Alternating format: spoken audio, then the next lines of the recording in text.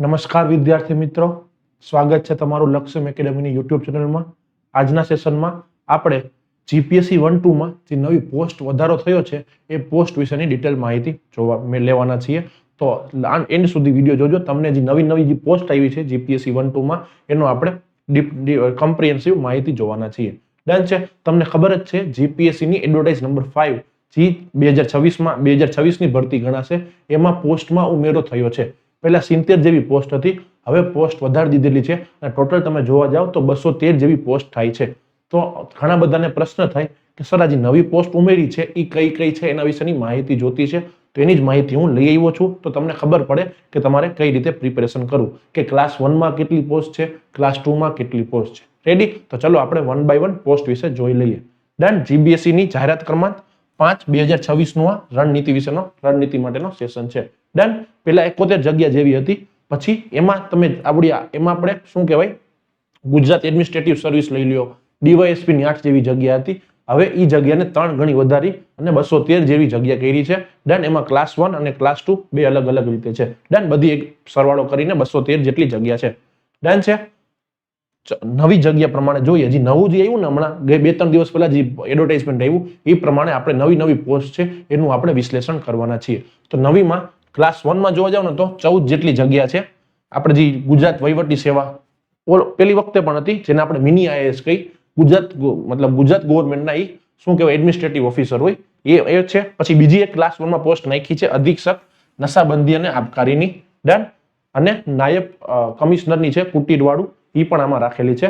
અહીંયા કોમ્પિટિશન બહુ વધારે હોય એટલે આ તો મેરિટ પ્રમાણે જ નક્કી થાય। તમારું મેરિટ ઊંચું હોય તો તમે આમાં થાવ, અને મેરિટ તમારું બરોબર હોય, વાંધો ન આવે તો તમે ક્લાસ 2 માં આવી જાવ। તમે ઇન્ટરવ્યુ દઈ દો, જે પ્રમાણે તમારું મેરિટ આવે એ પ્રમાણે તમને ક્લાસ 2 ની જગ્યા મળે। હવે તમને ખબર પણ છે કે જીપીએસસી હવે એક્ઝામના શું કહેવાય ફેરફાર લઈ આવ્યા છે। પહેલા 400 માર્કની પ્રિલિમ્સ હતી, એની બદલે હવે 200 માર્કની થઈ ગઈ છે, અને જે લેંગ્વેજ વાળું હતું પેપર એ પણ ક્વોલિફાઈંગ કરી દીધેલું છે, અને એથિક્સનો પેપરમાં ઉમેરો કર્યો છે। ડન? એટલે સાદી ભાષામાં તમને કહું ને એક લાઈનમાં, તો જીપીએસસી યુપીએસસી લાઇટ થઈ ગયું છે। તમે થોડુંક જોશો ને તો યુપીએસસી નો જે સિલેબસ હતો એનું લાઇટ વર્ઝન, જેમ આપણે પબજી લાઇટ હોય ને એવી રીતે યુપીએસસી નું લાઇટ વર્ઝન જીપીએસસી ફોલો કરે છે।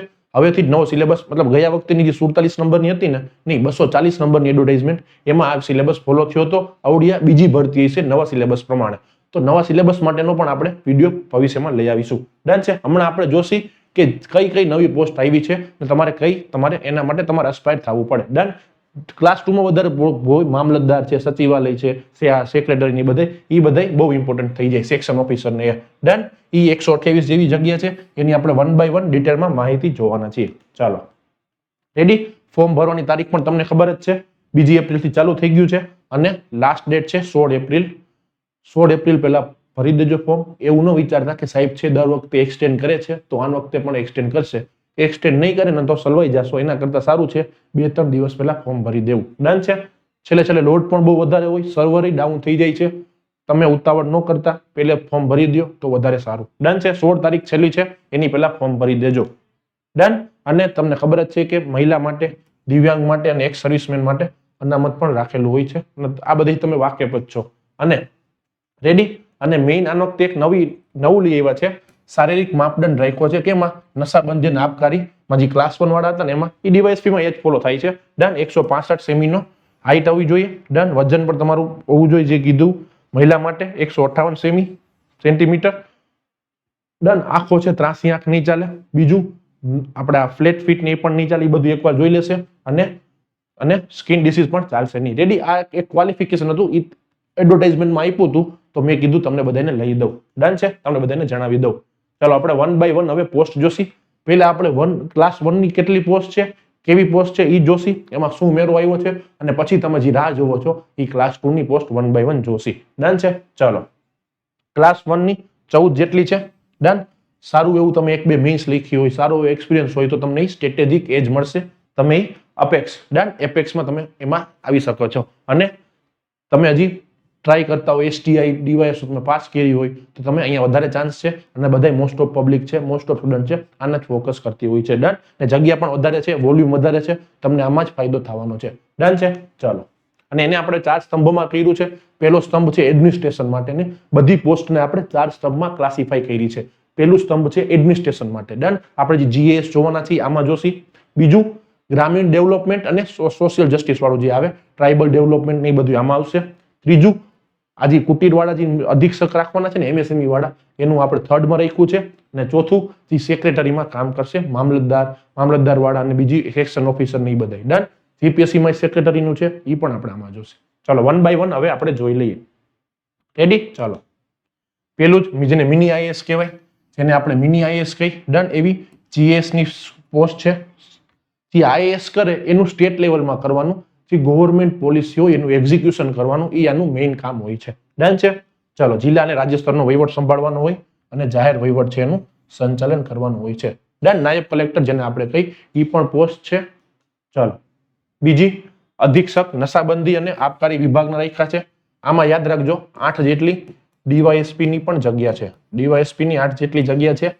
ગયા વખતેની એડવર્ટાઇઝમેન્ટનો ઉલ્લેખ હતો. નવી એડવર્ટાઇઝમેન્ટમાં આ એક એક્સ્ટ્રા એડ થઈ છે. ડન છે? બીજું નાયબ કમિશનર કુટીર ઉદ્યોગ છે. આ બધા થયા ક્લાસ 1. ડન. એવી જ રીતે હજી એક છે મદદનીશ કમિશનર. ડન. આદિજાતિ વિકાસ. ને પછી આવ્યા ક્લાસ 2 જે ઓપરેશનલ કોર તરીકે ઓળખાય છે અને 128 સીટો જેટલી છે. મોસ્ટ ઓફ છે એ આના માટે જ પ્રિપેર કરતા હોય છે. મતલબ મેરિટમાં સારું નામ આવી ગયું તમને ક્લાસ 1 મળી જાય, પણ તમારે આમાંથી એક પસંદગી રાખવાની હોય છે. ડન. એને 1 બાય 1 આપણે જોઈ લઈએ. સૌથી બેસ્ટ ફેવરિટ હોટ ફેવરિટ મામલતદાર. ડન. 25 જેટલી જગ્યા છે. ડન. શું કરવાનું હોય? મહેસૂલ એકત્રીકરણ છે, કાયદો અને વ્યવસ્થામાં સહાય છે, જાયને ગ્રીવાન્સ રિડ્યુસલ મેઇન એનું કામ હોય છે. મેઇન મહેસૂલ એકત્રીકરણ અને કાયદો અને વ્યવસ્થા લો એન્ડ ઓર્ડર મેન્ટેન કરવામાં સહાયક તરીકે રહેવાનું હોય છે. ડન. પાવરફુલ પોસ્ટ છે, વોટ ફેવરિટ છે, બધાની આ ફેવરિટ મામલતદાર હોય છે. ડન.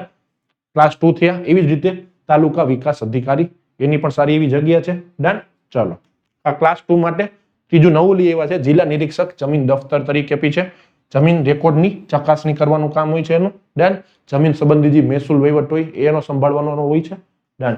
પછી આવ્યું એમએસએમઈ માટે મદદનીશ કમિશનર. ડન છે?